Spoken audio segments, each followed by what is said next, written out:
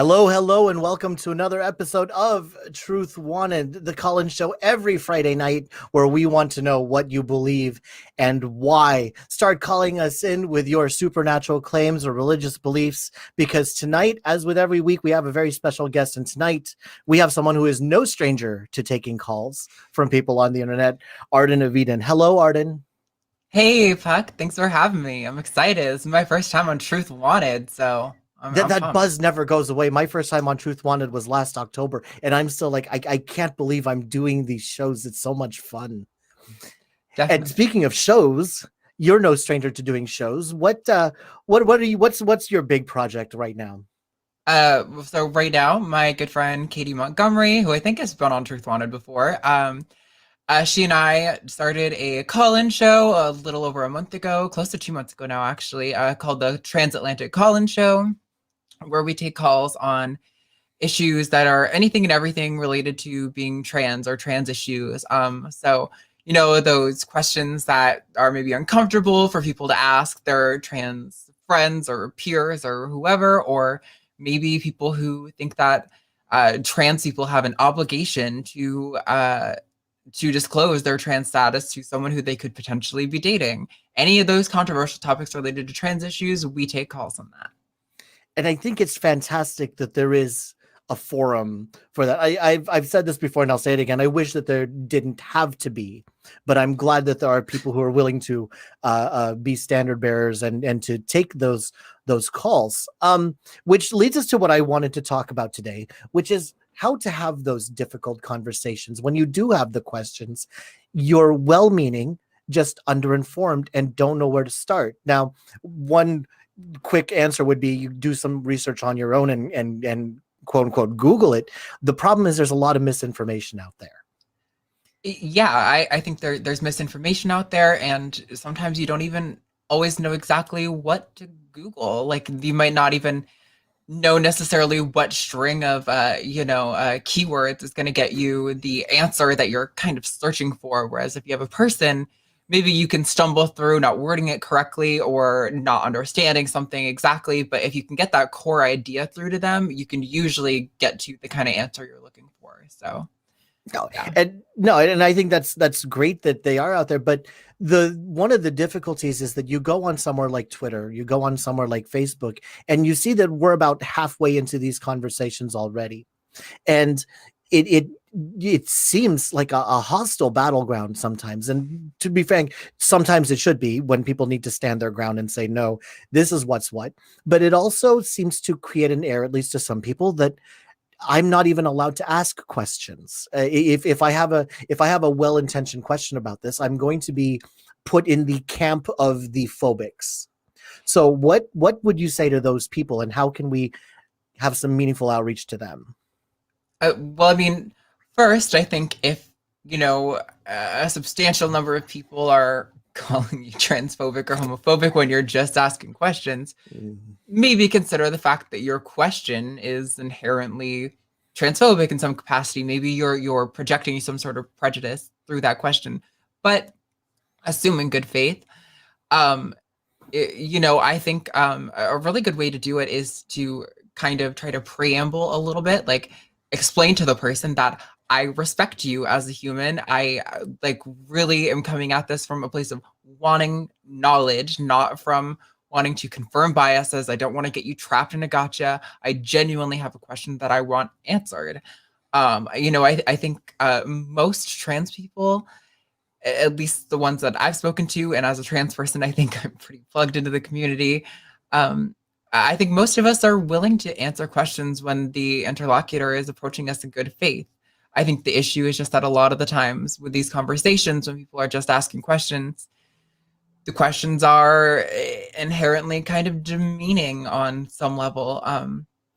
But again, like if you've watched Transatlantic, we've had tons of callers who their entire question is riddled with language that is cringeworthy and probably a little offensive to a lot of trans people, but they were calling in good faith. And so we would answer their question. And then after the fact, after we hung up, we would explain to the audience, like, hey, I recognize that the caller was using this term and that we maybe even used it to kind of like speak to them from like where they were coming from, but like we acknowledge that maybe this isn't the most appropriate term or the best way to handle things.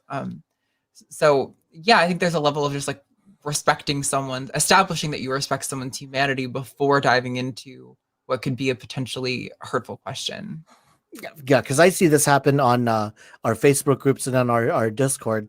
Plug, join the ACA Discord. And where it starts out okay, and then it something happens. A word or phrase gets used, and then gently corrected, and then the feedback is not received properly.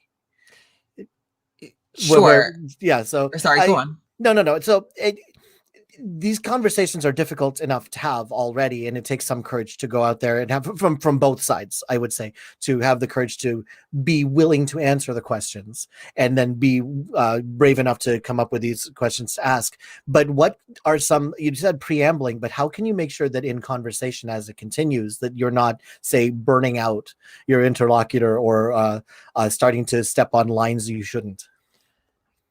I think if you are doing a genuinely honest job of preambling and respecting the person you're talking to, I think at that point it does kind of become incumbent on them to honestly communicate their state of being too. And I want to make a message to like trans people who are maybe on the other side of this, who are being questioned, that you are empowered to set boundaries down. If someone's asking questions and they're continually kind of invading or crossing certain lines and you're getting exhausted, I think that's more something I want to direct to the trans people to say, nope, I understand you are genuinely coming at this from like an honest point of view, but the questions you're asking are starting to burn me out, and I think it'd be better if we pick this up another time, or if I give you maybe some like Google links at another time. Like you can never, perfectly protect yourself or others from being hurt or exhausted or triggered or what have you. I think it's a matter of genuinely respecting people's boundaries and being willing to lay clear ones yourself. And from working with you on nonprofits, plug, what we are talking about here, viewers, is someone who does the research, who knows the studies, who has this stuff on bookmark, and is happy to provide this. I'm always so flattered when I come up with hey, let's talk about this on nonprofits, and then Arden comes in with paragraphs on there about, oh, let's look at this study over here, and let's look at all this on top of. We have someone who is very, very informed here, and also on top of that, you put yourself in the line of fire. So that must be a little exhausting. What makes you want to do a show like that? Well, I grew up kind of with a lot of. I grew up in an environment with a person who was a narcissist. They like to gaslight a lot. So I developed in response a sort of pathological need to be right and need to know for sure I'm right and how I'm right. So I became a very empirical person because of that. And growing up, I got a degree in psychology when I was in college, which involved like a lot of research and research methodology. So for me, I like being right and I like arguing. And I also care deeply about the lives of trans kids and that they don't have to suffer in the ways that I have suffered in the past. So for me, a lot of these conversations is it exhausting sometimes? Yeah, a little bit. But at the end of the day, I have good friends. I have good coping mechanisms. I have good ways to replenish myself when I'm gone. I take a lot of care of my mental health, a lot of intentional care of my mental health. And so maybe there's a bit of like a martyr complex there too, that is maybe like problematic in some capacity. But really it comes from like, I have the resources and the knowledge and the privilege to be able to do this stuff and to walk away okay, and to know that I have a community and tools to handle it. Whereas there are kids who are being threatened of having their healthcare taken away who don't have those resources, who may not have the supportive like family or community around them. So for me, it's more about wanting to make clear uh, why trans people deserve access to healthcare, and why the fight for some of this language is more about like our dignity, and changing broad cultural perceptions of prejudice against trans people that impact our ability to get housing and jobs and just form relationships and things like that. It's really about like, I feel like a very secure person at this point in my life. And so I do this more in mind that hopefully minds will change, so that young trans people growing up have it slightly easier, and that they can eventually pass the torch on to the generation after that. Yeah, one of the things that I try to plug is that you never owe anybody conversation, right? Like if you are done, then if I'm not even trying to begin to compare the two. They're not the same in scope. But I've been the only atheist in a workplace before. And there are some times when I'm usually happy to entertain questions about my beliefs and whatnot, but there are some times when I'm just like, no. And especially with family, especially with friends, it's good to set those boundaries. And if you don't want to have those conversations at that time, that's fine. You don't have to have them. And that's great that there are standard bearers like you who are putting yourselves out there and in the line of fire and handling all these difficult questions. And now, as you are doing that, though, knowing that you're going to be getting very difficult callers, have you noticed that like what's your ratio of well-meaning callers to actual just want to argue with you callers? To be honest, on Transatlantic so far, I would say all but like maybe two have been genuinely good faith people. Most of them are honestly trans people who are looking for advice to deal with difficult situations and family members and so forth. But we've only had probably two people who were genuinely like kind of assholes. I know in the most recent episode, everyone laughed because it was the first time that we've hung up on anyone, and it was me who lost my cool and hung up on him. But I make no apologies for it. That guy fucking deserved it. But sorry, I lost my train of thought. Can you remind me what direction It was we were about going? the ratio of well-meaning conversations Oh to yeah, yeah. yeah, no, it's been like overwhelmingly positive. But that being said, if there's anyone listening right now who doesn't like anything I said, or maybe has objections to common talking points around trans rights that they've heard, that want to call in to either Here Tonight or to Transatlantic on Saturdays at 5 Central, please do. We are waiting for those calls. Katie and I want more of those challenging calls, because it also, not only does it make for good content, but it's also more exercise for us and our brains. Like, while I love giving advice, there's only so many pieces of advice that I have to give, but I have an endless supply of a need to be right. And that's in a way, that's why I'm glad that there are shows like yours, like Atheist Experience and Talk Heathen, because there are a lot of and I see this in family a lot. There are a lot of family members who will try to bully another family member who, they don't know the right talking points. They don't know how to properly defend a belief or how to properly talk about what they're feeling, and then that's gonna get used against them right in the right at the dinner table. It's like, well, you can't even explain why, you can't even explain this, so why should we take you seriously? And that's why we have shows like this. We are willing to stand up here and take those shots for you.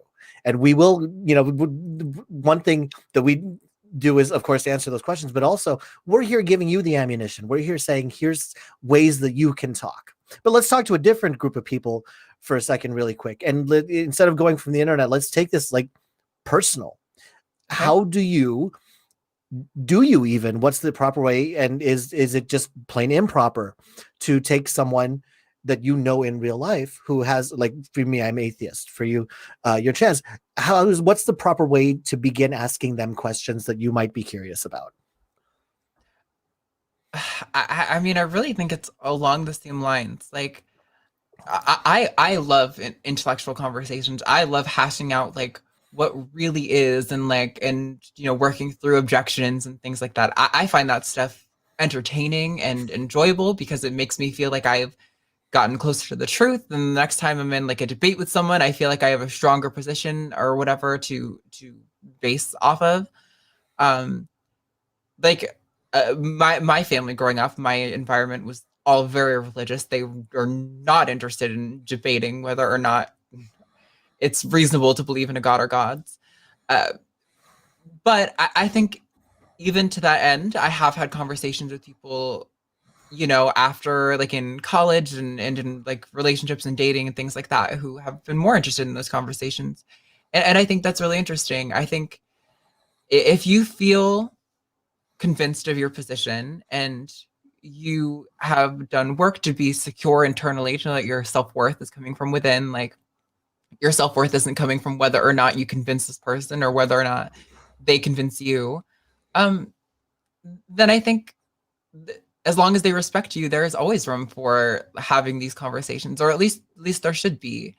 Um, I think the issue is just that a lot of the times these issues, especially around trans issues, but also in regards to atheism, a lot of the times people are poisoning the well right off the bat.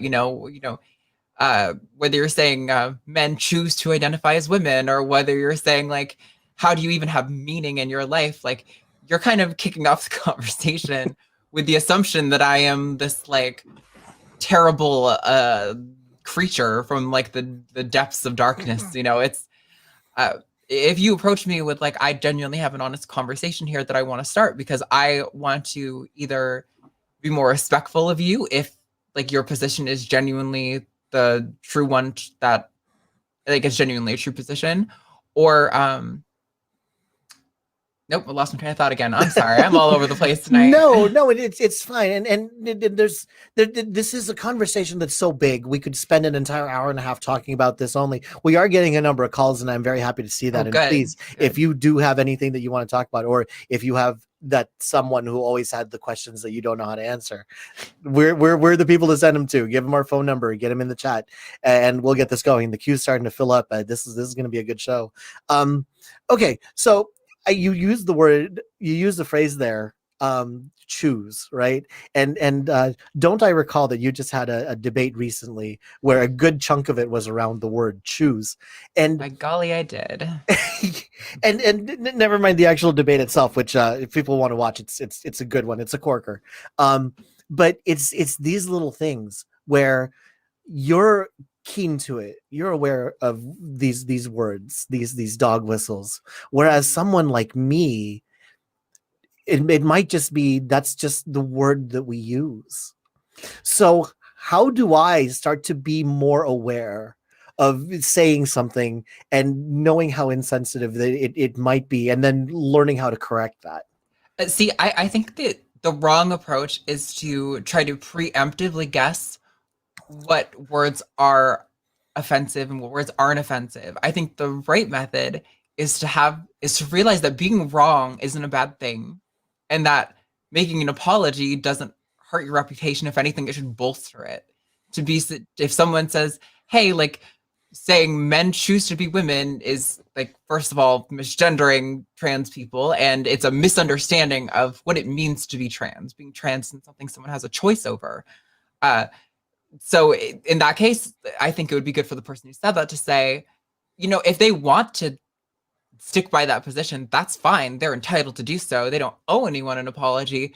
But if they don't want transphobia tied to their reputation, I think they owe it to themselves to say, like, oh, whoops, someone pointed out to me that this sort of language is regularly used to invalidate like the gender of people who are trans. Seems like the evidence shows that people don't actually choose to be trans. I was wrong. Sorry, my bad. For me, I have a pretty strong policy of I have hard boundaries, but I don't hold grudges. So if people say things that are like transphobic or something, uh, I'm probably going to draw a hard boundary and probably not be your friend while you're holding to that position. But if you come to me and you say, like, if you either convince me that I was wrong, or you say, oops, I realized that actually I think you're right and I shouldn't be holding this position, my bad. I'll try to be more cautious of that going forward. Water under the bridge. That's fine. I think it's a far more productive method to be willing to make mistakes and to be willing to apologize for mistakes than to try to anticipate every little nuance and quirk of what could potentially interrupt conversations. Now, that being said, I think there are some recurring patterns that are maybe like generally like more thought of. Like, for example, you wouldn't say that like, oh, actually all people are straight and they choose to be gay, or they, straight, or, just someone choosing to be a homosexual or something along those lines. I think we'd all recognize that as a common talking point that religious people have been using for decades to try to vilify the gay community. But suddenly when it's used on trans people, it's not as clear. Like, I recognize maybe it hasn't been used on trans people as many times, so it genuinely isn't as easy for people to recognize. If that's the case, that's fine. But it would just be nice if in response, people weren't like, actually, you're wrong. That's not what this means. And it goes, oh, actually, you're right. I see that connection. And that is not the scientific position to say that. So therefore, I will try my best, at least, to be cautious of that, or conscious rather of that going forward. No, and I am like living proof that like there's a lot that I don't understand. And Arden, you know this because we have conversations on top of conversations. But despite that, we're friends, and we have that after show that we do on Saturdays after the Transatlantic Collins show, where we just hang out in World of Warcraft for a couple of hours and entertain your guests, and we're still functional friends at this, even though there's a lot that I don't understand. And so it is possible to be underinformed and still be an ally. So what is the best thing that people can do? They know they want to support you. They know that you have, the science on your side, but they just don't know it themselves. What is the best thing that we can do? What's the best way that we can head conversations off, or interact with you or other people? What's the best way that we can be an ally, even though we're underinformed? I mean, having these conversations, like calling into Transatlantic and being like, hey, I don't understand this one issue. I hear this a lot in the community, but I don't find it entirely convincing on its face. Can you either like give me better evidence, or maybe give me a different argument or a different understanding of this that can like help better? Or just earlier today, I was talking to Johnny Angel. I'm sure everyone here knows Johnny, about whether or not it's immoral for a trans person to not disclose their trans status to someone before going on a date, or before engaging in like sexual intimacy or something along those lines. I mean, those are conversations that I think, especially with like Johnny, for example, I've known Johnny and Johnny respects me, and I know Johnny isn't trying to like undermine me or make me out to be this like, siren sitting on the rocks calling sailors into the rocky water so they'll drown and I can feast upon his like flesh. Like, no, he's genuinely trying to get to the truth of the matter, which is good. I'm totally down for helping people work through problems and like logic them out. Yeah, and if people aren't informed, I think it's a lot of the same thing where like for the things that you do know, don't be afraid to talk on them. If you see someone saying something that's anti-science and you know the counter arguments to it, being an ally, your voice as a cis person, people might object to this, I think weighs more in public discourse. I think people genuinely, when a cis person says, actually, no, this is what, the evidence for the efficacy of transition is, people are going to respect that slightly more than if I do, because they're going to think I have a biased source, or something. I'm a biased, conveyor of information. So if you have that info, don't be afraid to use it. But I think furthermore, don't be afraid to. It's the same kind of thing of like when to, be careful about conversation or whatever. Like, don't worry about that. Forget that whole thing.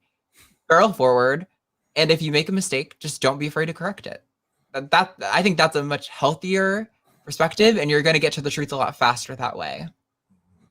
Well, we're going to get to calls in a few minutes. Now, if you've been noticing the past 20 minutes or so, I've been very careful not to talk about your typical trans issue questions. What my goal here is to try to not just have a good conversation here, but to help create a template for people to have better conversations elsewhere also, right? Mm. Because this is but one conversation. There's going to be the people who are listening on the podcast. They're going to be the people who are listening and on YouTube, and they're going to be having conversations out there. And it is my hope that I am doing my share to help those conversations be better. I can only have so many.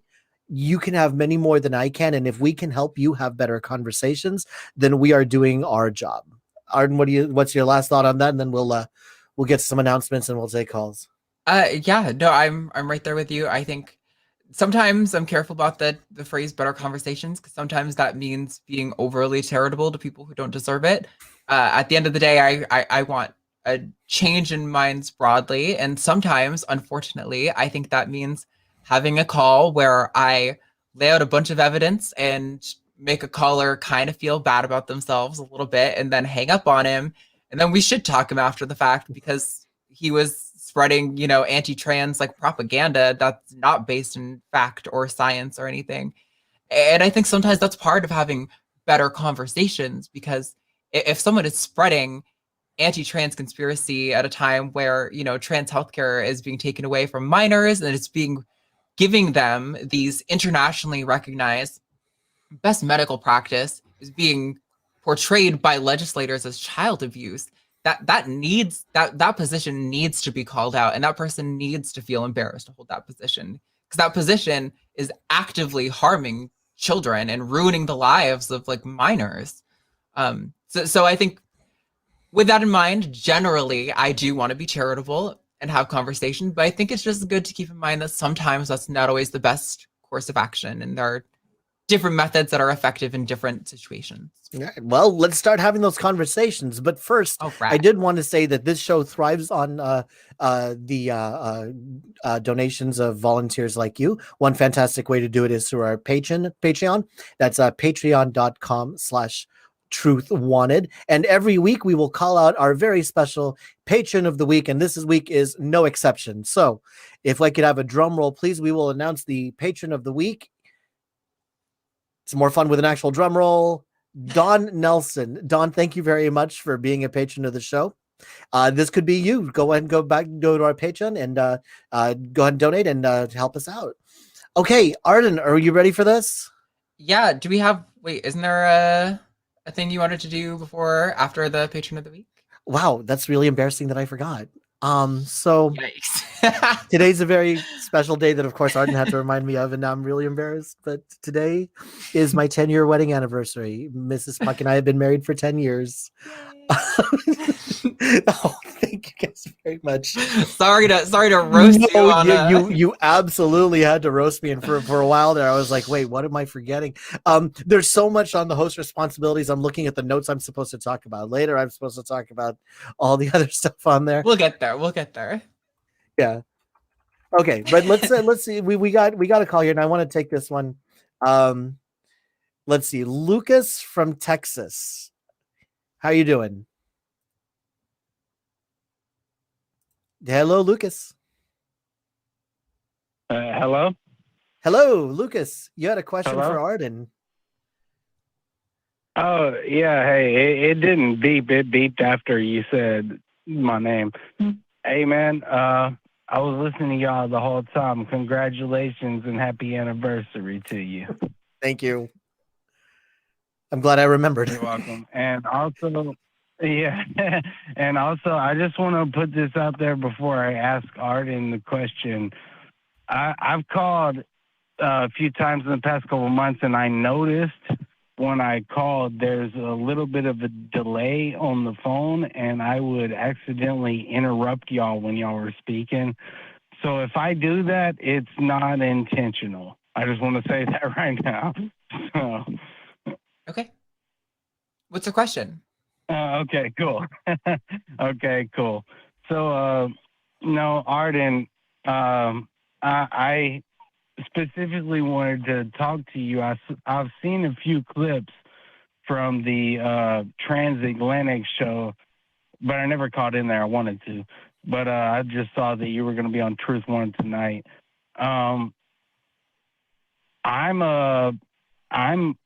okay. So I'm from a big family of preachers, and they're very, very bigoted people.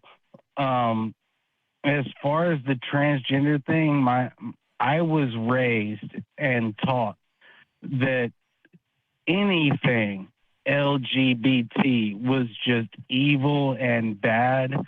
And that's just the way that I was taught. And ever since I've become an atheist, like, I've gotten away from a lot of those beliefs, but the transgender thing, for some reason, when I see someone who is obviously a transgender, I still find it disturbing, and I don't know why. I hate that. I hate that I still find it disturbing, but I don't know why. And I was listening to y'all, and you said that you could logic some people. You were like, I could logic some people into understanding this. So I'm not in any way trying to be offensive. I want to be as nice as possible. This is just the way that I was raised, and I hate that I was raised that way. I just don't understand, and I want to understand. Really, I do. Sure. So Yeah. Well, go ahead and comment on that.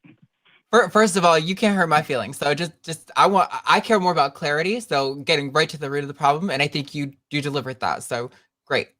I think the first thing I think of, Lucas, is that, like, I don't want you to hate on yourself too bad for having an emotional reaction when you see someone. Because while I think you've correctly identified that perhaps this reaction is maybe based on prejudice or preconceived notions that you have about what it means to be transgender, at the same time, what you're talking about isn't a behavior that you're taking. It doesn't sound like you are making fun of them or calling them out, or, like, if you're their employer, you're not saying, like, I'm firing you because you're trans. Doesn't sound like that's what's happening. It sounds like you're having an emotional reaction. So I think the first thing to recognize is that you can't control your emotions, right? So firstly, like, try not to guilt yourself too bad for having that reaction. I think it's great that you're recognizing that it probably comes from, indoctrination and being conditioned to feel a certain way. That's great. But I definitely don't want you to, like, guilt yourself for feeling a certain way when you see a trans person. I think what the next step is. I do. Well, I mean, I didn't mean to interrupt. No, you're fine. I think, like, what I would do from there is just recognize that your emotions and how you act are two different things, right? Like, often I think it's a lot easier to logic your way to a position than it is to become emotionally convinced of a position internally. Maybe that's not the experience for everyone, but that's definitely how I experience things. Like, understanding the research behind the existence of trans people generally, and how it confirms, like, non-binary people, that for me was a lot easier to logic to than it was to emotionally come to. But I've gotten there. But I think the very first step that you can do, and it sounds like you've already done it, Lucas, is recognize that how you feel doesn't necessarily mean how you should treat someone. So if you are recognizing that you see a trans person and it makes you feel kind of like, oh boy, I feel kind of icky around this person, but you don't make fun of them, I think that's a pretty good start. I think the first start to respecting someone is recognizing that how they make you feel really has nothing to do with how you should treat them. You're doing a lot better than most, Lucas. You're doing fantastic, especially in the environment that you're surrounded in, to be able to look at that in your surroundings and say, no, I don't think this is right. And then to be able to work through your own emotional process about this and saying, it doesn't feel right, but there's got to be more to learn. And I appreciate that you're calling us and asking for this information. And hopefully we can send you off here. We're probably not going to be able to answer everything that you've got. We'll do the best we can to give you a start. And if you wouldn't mind joining us on a couple of our our Facebook fan group or Discord, I definitely want to keep this conversation going. But where do this is an interesting question. Where do you start learning about transgender?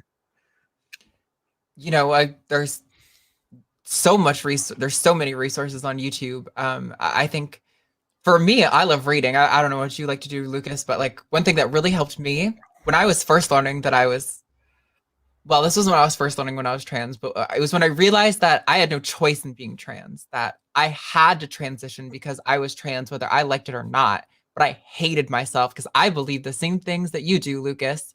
I thought trans people were icky. I thought they were freaks. And I thought if I was one, that people would think that I was a freak. So I tried so hard not to transition. What helped me start to undo that was I read a lot of memoirs that were written by trans people and by women, just cis women, um, to try to just kind of like expand my concept of what it means to be a woman. Because like maybe maybe I was a freak. Maybe I did look like a man in a dress or something. At the end of the day, whether or not I was a man in a dress or whether or not I was a woman who had masculine features, I still deserved access to the same spaces as everyone else. Whether or not I'm a freak, I still need to go buy groceries. I still need to get my hair cut. Like, that doesn't change my need to interact with the world like everyone else. Hey, can I give y'all an example, and then I want y'all to let me go. I don't want to take up too much time. Can I give y'all one example real quick? Please.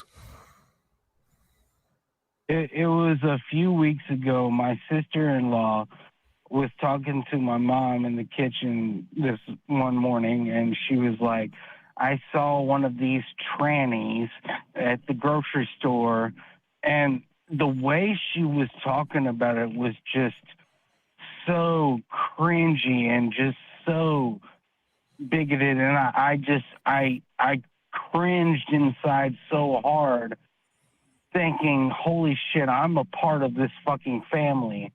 I'm sorry to cuss, but that's just the way I felt at the time. And then when I left, it wasn't the same day, but a couple days after that, I ended up seeing, I can't say a man. I mean, do you want me to tell you what the term would be in the community? How we would refer to that? If you saw someone who you can tell is trying to present as a woman, but looks like you can see that they're trans, in the community, we would say that person is visibly trans. So you saw a visibly trans woman. Okay, so that's what I saw, a visibly trans woman. And I'm sorry about this. I'm not trying to be. There's nothing to be sorry about. You're doing your best, and we appreciate it. We're glad to help.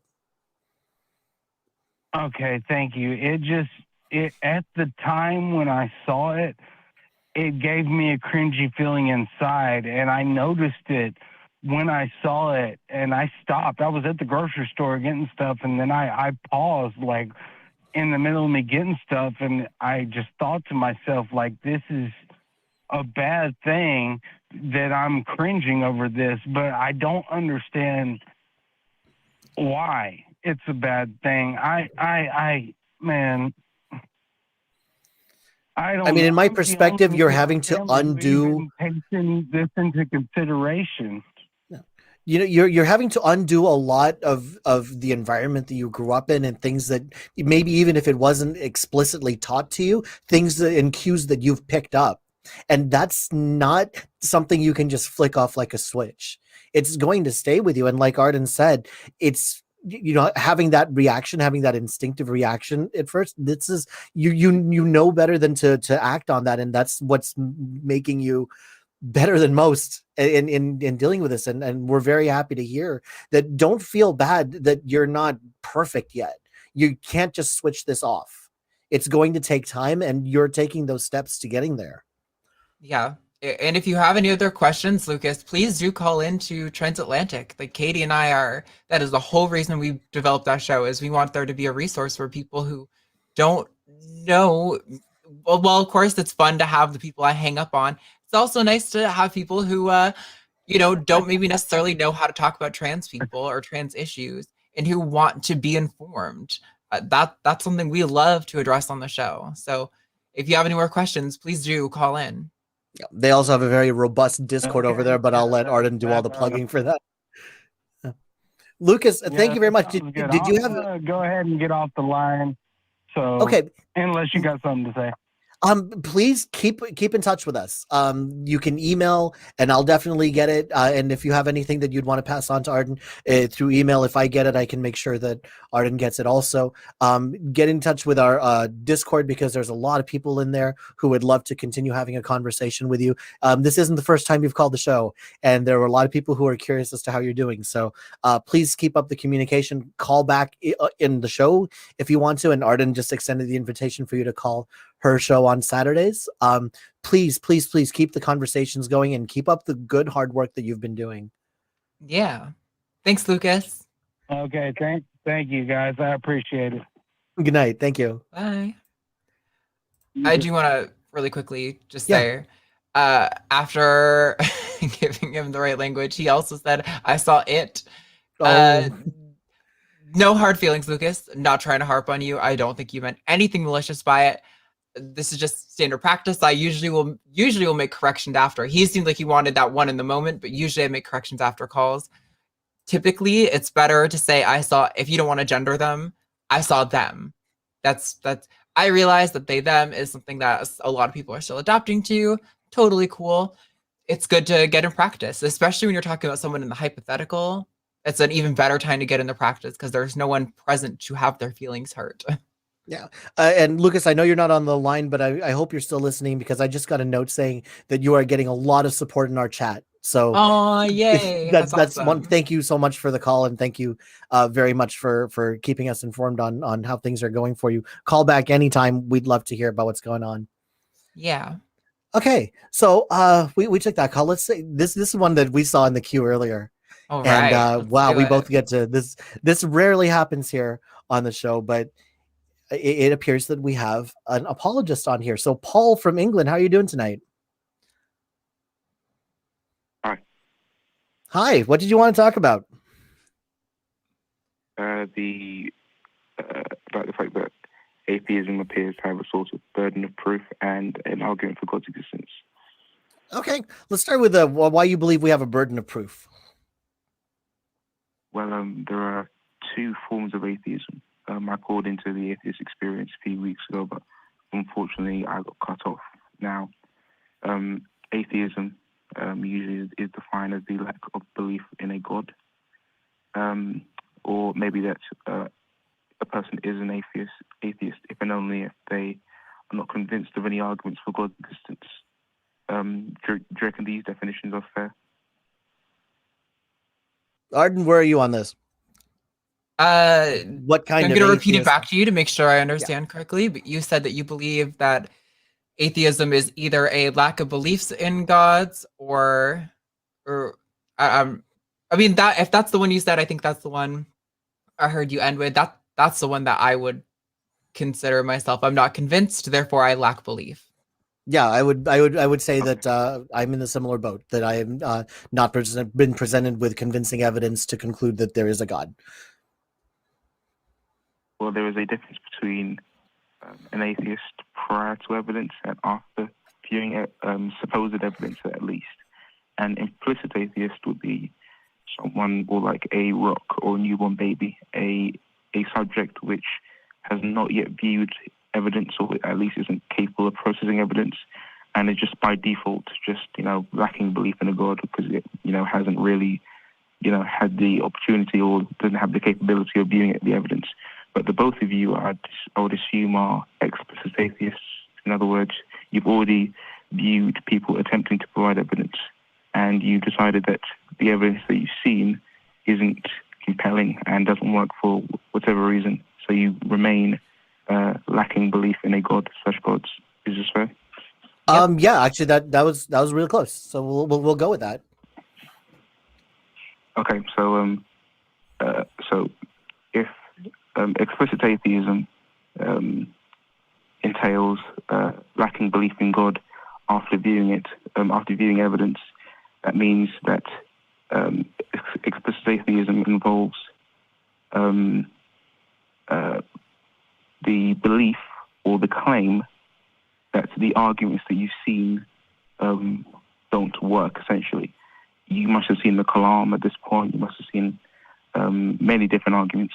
Yeah, and as you said that, main what was element- running through my head was all the different arguments for the philosophical God, all the arguments for the resurrection, all those just went through my head, and I was just thinking about all of them and how I could actually say for all of those why I did not find those convincing. Okay, so then if explicit atheism involves all those arguments being faulty, then that is a claim. In other words, you have to, in order to remain an explicit atheist, it entails those arguments being wrong. And to claim that an argument is wrong requires evidence. It's no different from you saying, okay, the moon is I don't know, made of cheese, and I say, okay, I disagree with your premise. I would still need to require evidence and to justify my claim. So if your view entails claiming that an argument is wrong, then it entails a burden of proof. Well, so now we run into a couple of problems with this. And I'll just tell you where I'm coming from, and we'll see if we can't find some way to meet in the middle. Because just because I cannot come up with a refutation, especially on the spot one, like in the form of a debate or a call, does not necessarily mean that I must accept the proposition that was given. One of the favorite examples I like to give is I don't have to know how tall a table is for me to know that the correct answer is not blue, right? So I can tell you why I don't find your answer convincing, okay? And with the myriad claims that they have out there, some of them fall very neatly into different categories. Like there's a lot of different ways to restate, for example, the ontological argument, right? But they're still going to fall on the same issues. So I kind of wonder where you're going with this, where it's up to me to refute every single claim. I would say that it's up to the person who's making a claim to do the convincing. And if they do come up with something, then you're right. I mean, it does deserve some sort of response to it. But even if I don't know the answer, that still doesn't mean that answer was correct, does it? Yeah, but the thing is, okay, let's run this through. I, as a theist, make a claim about God's existence. Let's say the Quran. Let's say the first premise: everything that begins to exist has a cause. You, as a person who lacks belief in a God, has viewed this argument and disagrees with one or two of the premises or something like that, and you remained a lack theist, we'll call it. So, okay. in order for you to have that viewpoint, you must have seen the evidence and then said, okay, well, this evidence doesn't work. So it entails being an explicit atheist. In other words, after viewing the evidence, entails that the evidence that you've been posited has some sort of fault. So it entails that it's wrong, at the very least. So in order to hold that viewpoint, it involves the burden of proof to actually be able to see why these arguments aren't compelling. I'm not saying that every time you say you're an atheist, you need to list all the arguments you've seen and say why they're wrong. I mean, that would be ridiculous. But I'm saying it requires actual argumentation. You can't just say that you can just sit back and say, okay, the theist has the burden of proof. I believe both sides are competing views. The theist may provide evidence. If you look at the evidence and you disagree with it, that's a claim. So if your viewpoint entails that claim that one or more of the arguments that you've seen are false, then your viewpoint entails a burden of proof for that claim. Every claim requires a burden of proof. Right. And I think a lot of these common arguments have kind of been run through and debunked in a lot of different ways. So like I'm kind of trying to figure out where you're leading us. It feels like there's a destination and we haven't gotten there. Yeah, what's the punchline? What's the conclusion here? Like we're agreeing with you. Like, you present something. Yeah, it does seem like it would be nicer if we did present not just crossing our arms and saying, "Oh, well, I'm still not convinced," but actually saying why we're not convinced. I get why that's a little bit more appealing in conversation and whatnot. But I suppose where I'm coming from is if we were to shift the burden of proof then to a person refuting the claims, there's a ridiculous number of claims that we can just put out there, right? And what are the reductio here is that anytime you are presented with a claim, you must accept it unless you can specifically refute it. Is that where you're going with this? All I'm saying is that all I'm saying is that the burden of proof is on both sides. Even if you've been shown one argument for God's existence and it's an absolutely horrific argument, let's say Pascal's wager is seen as a pretty bad argument for God's existence. Even if you've just been shown that one, and you say, okay, this is clearly wrong. Even if your criticism is actually right, it's still a burden of proof that you've filled, that you've attained. In other words, so that would mean that your viewpoint, explicit atheism, in which you've already come into contact with evidence, would have a burden of proof, and theism would have a burden of proof. Okay, I'm starting to feel that this is a bit of a sticky definition of the burden of proof, because burden of proof actually means something very specific, right? And when we say that a person who is making a claim, or like you to bring this to the courtroom analogy, it is up to the prosecution to prove guilty beyond a reasonable doubt. The burden of proof is on the prosecution, and the defense has to do absolutely nothing other than the plaintiff. Yeah. So the defendant then just has to be, to say that the plaintiff did not meet their burden of proof, but does not actually have to present any specific refutation on that one. And there's a specific term that's used in a specific way, where you could you say something like, well, the defendants have to say why they didn't find this compelling in court? Technically, no. No. The defendant isn't actually the one who decides. Okay, I can understand what you're saying. In the legal system, the plaintiff is the one who has the burden of proof. He or she is the one who proposes that the defendant has done something wrong. So that makes sense. But this isn't a fact of, in other words, the person who's judging here is the judge. So we ought to focus on the judge here. The judge is hearing evidence from the plaintiff. The judge says, okay, the plaintiff is making a claim. Does the plaintiff have evidence? And then after hearing the plaintiff's evidence, if the judge disagrees with the plaintiff, that would be an example of explicit atheism. In other words, after you've seen the evidence, you decide whether it makes sense or it doesn't make sense. And if you decide that it doesn't make sense, then your viewpoint involves intrinsically that all the evidence that you've seen doesn't make sense. And if that claim is intrinsic to your viewpoint, which it is, then it's also intrinsic to your viewpoint that you have a burden of proof. Not necessarily to debunk every single argument you've ever heard the moment you tell someone you're an atheist, but merely to just have a justification in the first place. Isn't that the burden of proof? Isn't that atheist? But the justification is that the arguments aren't convincing. Like, it feels like you're trying to lead us to this place where, like, if we refute one single argument in favor of God existing, that therefore we now have taken on the burden of proof and we have to prove that God doesn't exist, like, holistically, which seems really strange to me, because we're working on like an individual argument basis. Like, I still feel like we're not at the destination you're leading us to. I would say, I would accept the burden of proof to show why an argument isn't convincing to me, but then we have not shifted the entire conversation over to now it is now incumbent upon me to prove the initial proposition. Right. So, So as long as we're dropping in at that. I totally agree with that. Okay. So I think one interesting way to do this is, it says here that you have an argument for God's existence. So I think one way that we can demonstrate our position then is for you to give your argument, and then we'll show you how we react to it. Yeah, I just wanted to say that first, that the burden of proof isn't solely on the theist. Obviously, the theist is the one making the positive claim. So initially, they make they have the claim, they have the burden of proof, but an explicit atheist is intrinsically a person that has already viewed evidence and has reacted to it.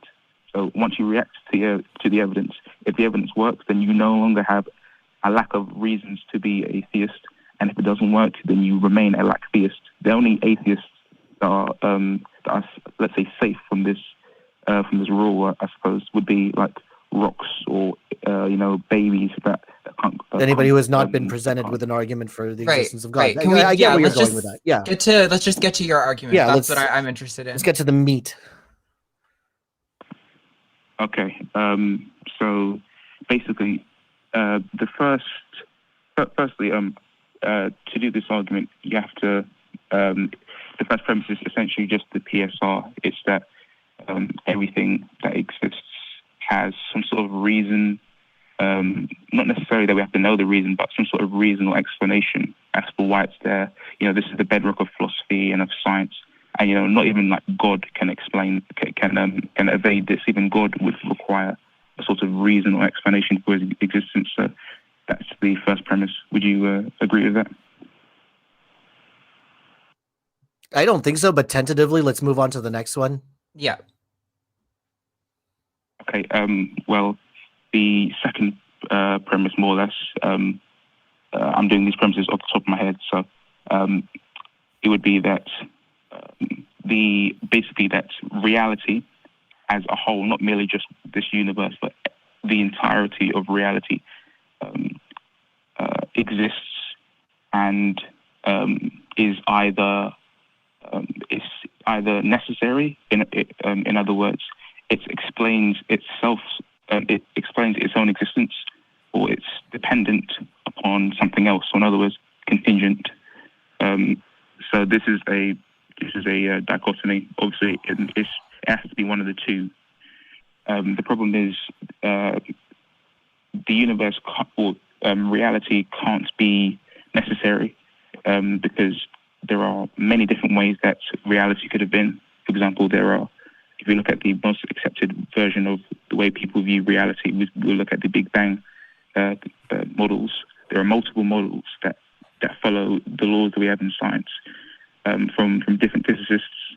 So there are clearly multiple ways that the universe could have been.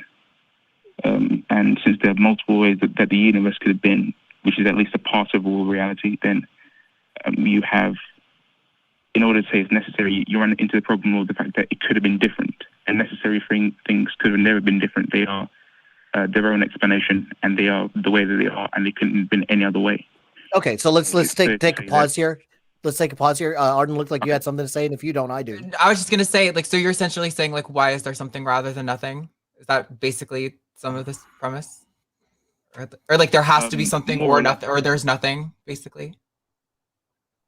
No, it's what is the explanation of all of reality, or of all of the natural world?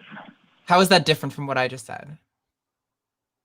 Well, the question of why there's something rather than nothing is it kind of already jumps to it basically assumes that there's something that caused the universe, and why did it cause it? Why did it not cause it? I prefer to argue upwards towards a sort of explanation to the universe rather than assume it. I mean, that's the way I interpreted it. Maybe I'm wrong in that. Okay. Well, let's just move go, on. Arden. Go. Don't let me interrupt your train. Did you have more? So Arden? more, yeah, Okay. yeah. There's just one more bit. So since the universe can't explain itself, then it requires some explanation. And more or less, you would just describe that explanation as a God based on the fact that it's not dependent upon the universe. So And there's the problem. Material. Okay, right there, Lucas. Or Paul, I'm sorry. I called you Lucas by accident. Paul, and there's the problem. And there was that big punchline. And this is why all sorts of arguments for God, from the Leibniz cosmological argument to the modal ontological argument, all fail, because what you're doing is you're taking the logical progression, you're getting to the end of it, and you're saying, oh, that would be God. Like whatever this is at the end of it, we're gonna put the label of God on it. On Cameron Bertuzzi's website, on Inspiring Philosophy's website, there's this moral argument. And it said that the grounding for morality must be bigger than something in humans. And then it says at the very end, whatever this grounding is, we call that God. So what it's sounding like is you're taking these definitions and these logic progressions, and then you're saying, okay, fine, God, without any sort of way to demonstrate that this God actually has the characteristics that you were trying to assign him. Should I explain why it does? It hasn't happened in years, but go ahead and try.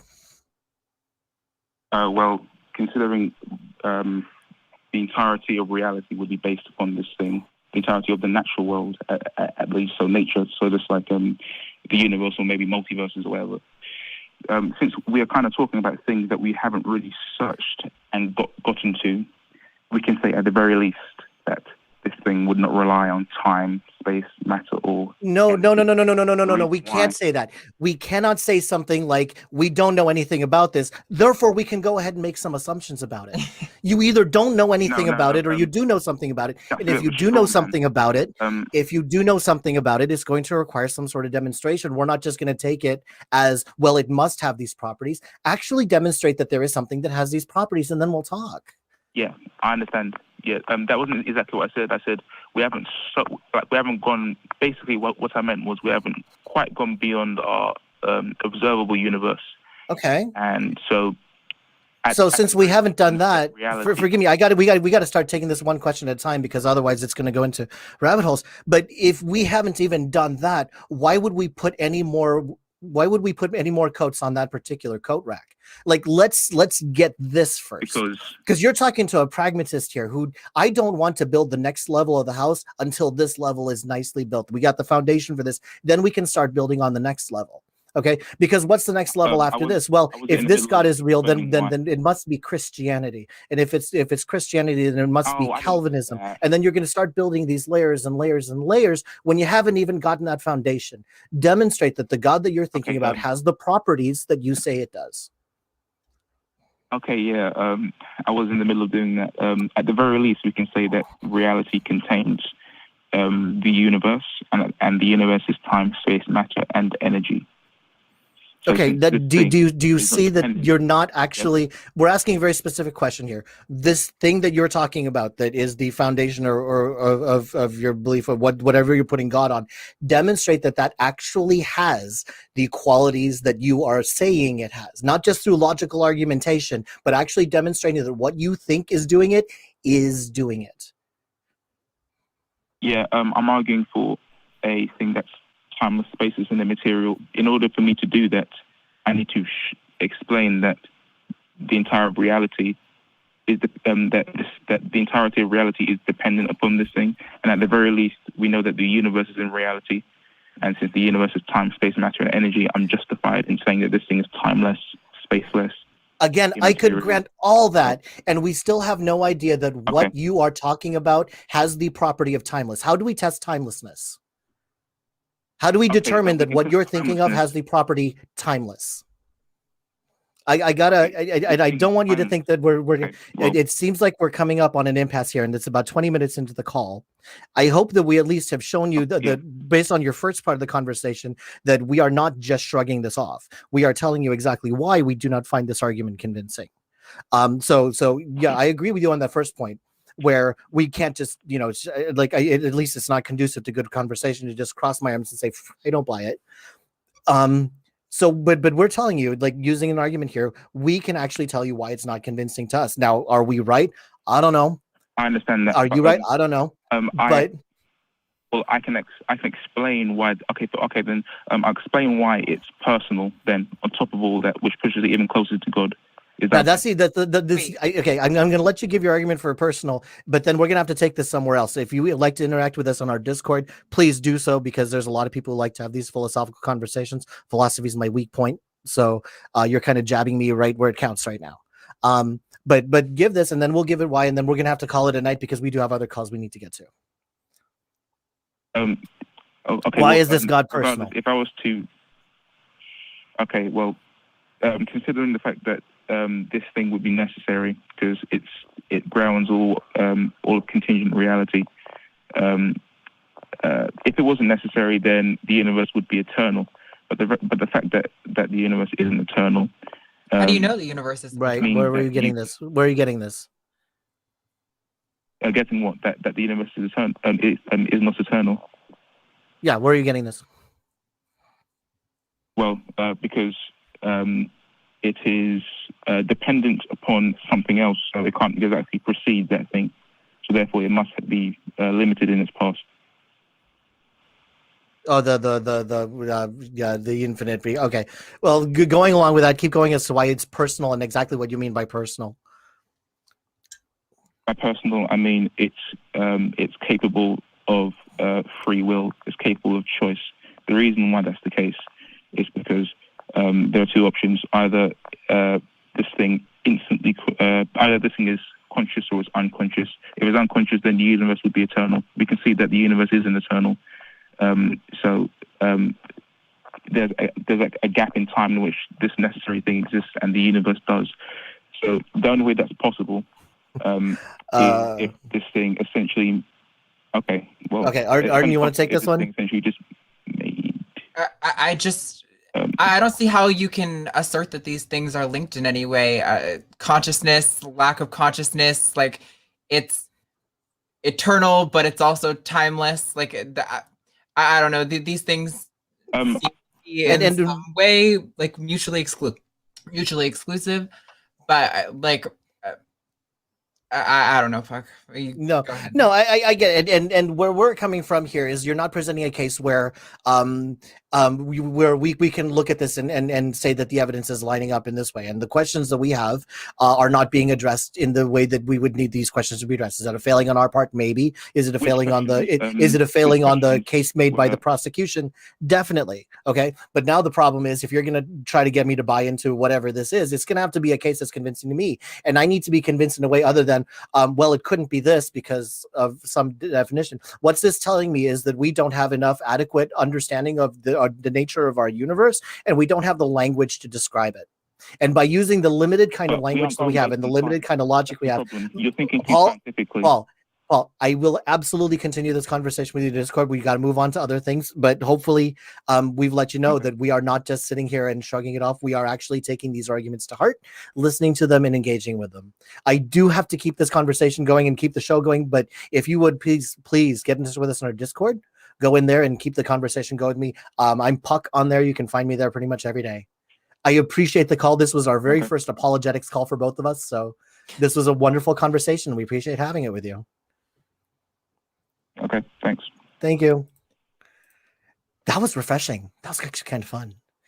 Yeah, I mean, it's definitely like you know, I do calls on trans stuff literally all the time, so that's old hat for me. I literally never, my brain is already like pre-rolling every single counter argument to what people are saying by the second a call comes in. I've had these I talk to myself having these arguments, but I mean, with the precept stuff, that it just like there was first, at least for the sake of argument, at least within like internally, I was following the argument, and then there's just like a lot of assumptions that get made and jumps to like assuming things about the universe and assuming things about the quality of this. And then my favorite punchline at the end, whatever this is, we're gonna call it God. And since they use the same word here in this particular book, we're going to assume that they're talking about the same thing. Yeah. Anyway, we have another call here. This one is straight up for you. So Stephanie from Minnesota. That's Maine. Hi, what would you like to talk about? Yeah, Maine, the great state of Maine. Well, I'm just going to circle back to where we started this conversation, which is to say, explaining being trans to cis people, and I've been doing it for 23 years. And it's changed a bit over time. You know, it's. I think that I don't know about. I can't speak for anyone else, but I think the most important thing for cis people to understand is that trans people are first of all human beings, that they have a different life experience, that their life experience may not be a unitary one, that, you know, just as any species of human or any type of human has a varied experience. We all have varied experiences too, and trans is just one little part of it. And I think that in my experience, I've known I was different. I've known it. Well, I didn't have the words for it when I was 3.5, but I've known I was trans since I was 3.5. But I finally came to the realization that I absolutely needed to transition or die at the age of 44. I'm now 67. And my experience has been with in going through that whole process has been one of how do I put it? just living my life as best I could. And one of the things I want to mention, especially to Lucas, is that he was speaking of how uncomfortable he was seeing an obviously trans woman in a place. He should realize that probably that obviously trans woman was as uncomfortable as he was, because most of us, I think, as we go through the process of transition, are going through a process of growing and going through a process of coming to know ourselves. And I think that maybe if we all could sort of get to know each other, get to know trans people, get to know cis people, and recognize that we're all just people, and do it from the point of view of a good heart, there'd be an awful lot less controversy, a lot less trouble. Yeah. I'll let you weigh in on that before we go on and discuss, but... Sure.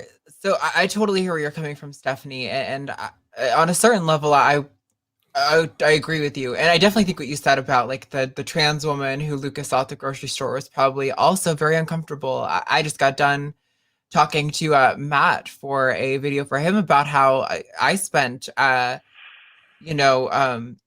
almost an hour for like multiple days where I would drive to the grocery store and I would try to summon the courage to go in, and I would just sit there trying to will myself to walk into the grocery store, despite knowing that people would probably look at me and think I looked like a man in a dress. I mean, I didn't probably wear dresses because I love black jeans, but I would look like a man who was trying to look like a woman, and I thought people would read me, and trying to work through that and work up the courage to be okay with maybe that is the case. But at the end of the day, I still deserve the right to go get my fucking groceries. And while I agree with you that I would love for people to just view us as humans and have respect for us, as a person who's a skeptic, I also I feel like at that level, I would have to accept that when Richard Dawkins compares Rachel Dolezal to trans people, that's a valid comparison. But because I am a skeptic, I feel like I'm able to dismiss that as what it is, which is a terrible attempt and a flawed comparison to make trans people look like we're people who are just pretending, because there's a wealth of evidence supporting the existence of trans people, and that we don't have a choice in who we are or why we are trans. We just are. Whereas there's no such evidence that exists to support an identity like a transracial identity. Like, and if there were, I think there would totally be up for a conversation about the comparisons. But currently, there isn't. But I agree. I wish we could have it more on a human to human level, but I just think that's kind of not where we're at currently. So I prefer to take the empirical approach.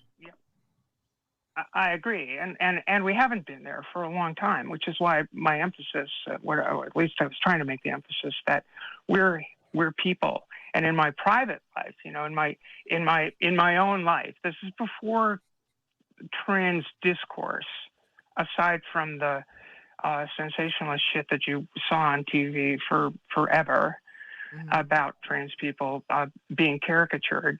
And by the way, I think that Dawkins, in his little tweets there, was doing that exact same thing. He's just caricaturing trans people, comparing two caricatures, comparing two things that really didn't have any grounding in reality to each other. I mean, they were sort of, Dawkins was making this shit up in his own head, in my view. What I'm trying to emphasize is that in my life, I've made and kept friends through the course of transition, over the course of building a life post-transition, and a fairly good one, in a in a male-dominated profession. I'm a professional sailor. I'm a sailmaker. That's what I do for a living. And once people just realize you're just you,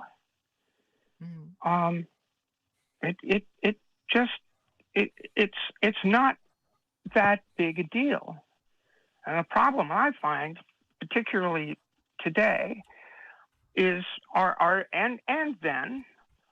the things I needed to overcome at that point in time were the caricatures on TV, the sensationalism and Oprah Winfrey asking people what's between their legs and crap like this. That's the crap I needed to overcome interpersonally, right? It's like, well, and that's gotten worse. All what I see in the discourse today is more labeling, right? More framing of transness as more othering of transness, and it is rather, it's an unusual experience. But I found that people, while they may not come to fully understand it, nobody can fully understand somebody else's life experience, but people can get to know trans people as actually walking, living, breathing human beings who have value and who can be good friends and who can provide services and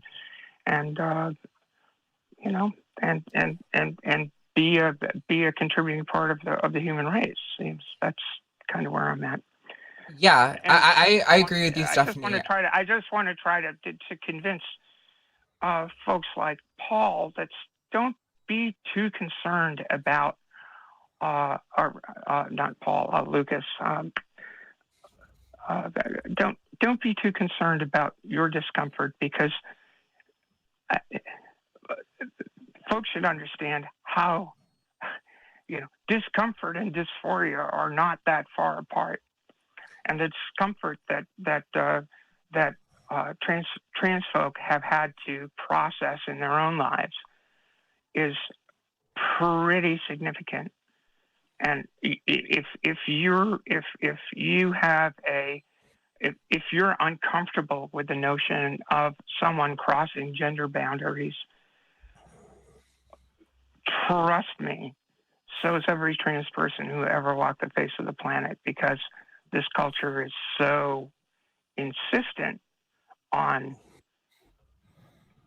here are those boundaries. They are immutable. You may not cross them.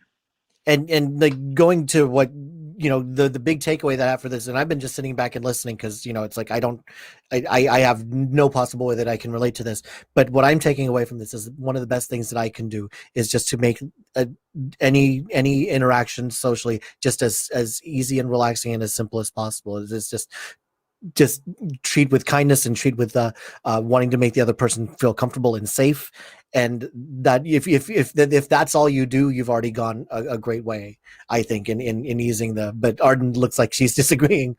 No. Oh, okay. I wasn't disagreeing. I was just going to add that, yeah, I mean, I think we've seen this time and time again, that by far the most effective way to disarm bigotry is to make someone who is a bigot friends with the target of their, prejudice. Yeah. So when I know countless conservative people who have been friends with me, because I think I maybe have mentioned, I don't know, I've been talking about life stuff all day long. The people I grew up around were all conservative, and after nowadays, anyway, all of them may still hold a lot of prejudice against trans people, but I'm somehow the exception. They're okay with my transness. Yeah. So like it's fascinating how knowing someone personally can completely disarm someone's bigotry.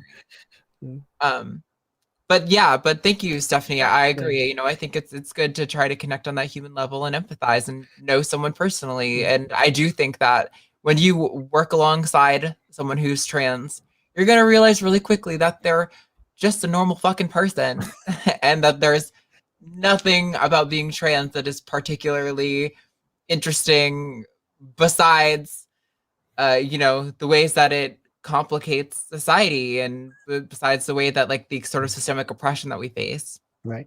Well, On a Stephanie, personal level. Yeah. Yeah. And like, Stephanie, thank you so much for the like- call. We don't have a lot of time. We got to move on, but if you're going to be in Discord afterwards, really- please join us there. We're going to be going to Discord afterwards. We have one more call we want to take, but thank you very much, Stephanie, for calling us. Much appreciated. Oh, thank you very much for taking the call. Thanks. Appreciate it. Bye-bye. Bye, Stephanie. And we have one last call. Let's see here. We have Jesse from New Jersey. You had a question for Arden. Yes, Arden. I've been you have a bit. Oh, I'm sorry. You have a big fan here. I've been seeing you some. Oh God, I can't believe I'm freezing up here. My thing was I just wanted to get to your whole thing about is it moral to tell someone you're trans? I'm freezing up here. You're doing good. Would you like it if I just read the call screener note for you? Yeah, please. Let's do that. Okay. I'm So sorry. the note that I have from the call screener, Arden was talking about the moral ethics of telling someone, for example, on a date that you are transgender. I think it would be good to tell someone prior to being intimate. I wouldn't care either way, but I would want to know. Yeah. So I figured that's where you were going, Jesse. If you're worried about not phrasing things correctly and like hurting mine or someone's feelings, I think don't worry about that. But since we are limited on time, I'm gonna breeze right through my position on this. I agree with you. I think it's morally virtuous to disclose your trans status before you are intimate with someone. That said, I don't think it's a moral obligation. That is the most concise way to put that point. Because I would just care about knowing the person and who the person is. That's my main concern. It doesn't really bother me so much if they're trans or not. If I like a person enough, then I'm gonna like that person. I'm not, that's really, it doesn't bother me so much, what they are sexually. I'd go for it really. I just prefer them to be honest with me. Honesty is really my main, my main concern there. Are they comfortable enough with me to be honest? To me, that's more important than anything else right there. Yes, I agree. I think it's definitely like not a moral obligation, and it also depends on your goals. Not everyone when they're dating has the goal of having physical intimacy on the first date. Not everyone who has a goal who's dating has the goal of marrying this person. Like I don't usually go into a date with someone thinking, all right, this person is either going to be the love of my life who I will be with for all of time until I die, or they're not. No, I go on a date with the think, I'm looking forward to getting to know this person and seeing who they are and finding out if we are compatible in a variety of different ways. And if it turns out that we find out that when I finally do disclose my trans status, that there is an issue for them, I'm willing to bet that probably has a lot more to do with prejudice they hold than anything else. But it could have to do with something that is completely valid, like having an aversion to a certain set of genitals, or really placing a high importance on having your own biological children. If that is the case, then it's not the response from that person shouldn't be, you deceived me. I thought I was getting a baby maker factory and now I've been wronged. You're taking away my hopes and dreams that I built. That's not my problem if you built up hopes and dreams of me being a baby factory. But it does impact me, where the relationship goes from there. So for me, it's about like, sorry, go on, Jesse. And it wouldn't really, if it got to that point, we would know each other well enough then. And the honesty is really what it would, really kind of what it would be about by then. It would, if it got to that point, if the relationship got to that point, it would pretty much be understood that, that's basically what it would be. I don't know. I'm kind of nervous to be talking to you under time constraints here. If it wasn't, so close to the end of the show, I'd be okay. But Well, there's really, many other ways to get in hold of us, and we'll talk about those in a little bit. You're absolutely right, though, and I do feel bad about this, but we got to get going. And we'll stay Okay. tuned, because over the next few minutes, we're going to be telling how to keep in touch with us and how to keep up those lines of communication and keep engaging. But Jesse, thank you very much for the call, and thank you for being our last caller tonight. you're welcome. Take care. Have a great night. Bye, Jesse. So, Arden, what'd you think? It was fun. It was nice. Man, I was caught off guard with that precept. I haven't gotten to do live religious debates yet. It's not like I have these conversations literally all the time with my friends and with myself. I don't. I've never had an opportunity to do it live though, so I'm looking forward to doing that more, because I want to rack up my EXP. I need to Level rank up, yes. that best in slot gear for battling precepts. I don't even. We're gonna. The conversation is gonna be about what best in slot gear looks like after this, right? Okay. But thank you everybody for being here. We want to talk to you about a couple of ways you can support the show. One of the things, you can see the link right down there. We have a good amount of Truth Wanted merch. I have the mask and I wear it everywhere I go, even when I was down in Austin.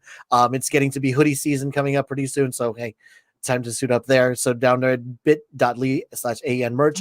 Summer. You can also be it's Ohio. You never know what it's going to be here. Like, there's a constant 20% chance of really bad weather. You can be a member on our YouTube channel for as little as 99 cents a month. You can get cool emotes that you can use on our channel and others. Let people know that you're a strong, loyal supporter of the show. You can also just donate directly through the link right down there under the chat. If you want to keep this conversation going, please consider going to our Facebook fan group. It's run by fans for fans. Go ahead and go there, facebook.com/groups/truthfg. I'm on there all the time. If you want to keep the conversation going, go there. You can also go to our Discord at tiny.cc/ACA Discord. We're trying something new here. We have a one-stop shop for all of the ACA shows at tiny.cc/AEN podcast. You can catch all the latest episodes of Truth Wanted, Atheist Experience, and all the other shows on the Atheist Experience Network. And last and definitely not least, let us please thank the crew. Hello, look at all that crew. I appreciate that Orange Soda is still being represented, even though I am over here on and what do you think I've been drinking this entire time, right? And normally we would end there, but I feel horrible for missing it earlier. So if we could please give one last happy anniversary to me and Mrs. Puck. 10 years, we're so happy. And thank you very much for the ACA for being part of that celebration. And as always, everyone, keep wanting the truth. Have a good week.